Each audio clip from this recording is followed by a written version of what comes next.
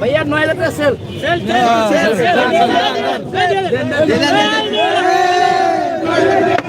ভাই ভাই কি হলো ভাই কি হলো একটু বলেন তো ভাই 9000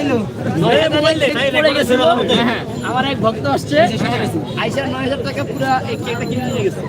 মানে উনি চিন্তা করলো যে প্রতিদিন চাকরিতে যে পরিমাণ লস হয় যদি আজকে যদি চাকরি পয়সা দেওয়া যায় আজকে 4টা কেক করছে এখন পর্যন্ত 4টা করছে 32 প্রায় 3200 টাকা দেখ আলহামদুলিল্লাহ ভাই নিয়ে আমার পোষায় দিল। কটা বিক্রি হবে কয় টাকা 9000 ভাই 9000 ভাই 9000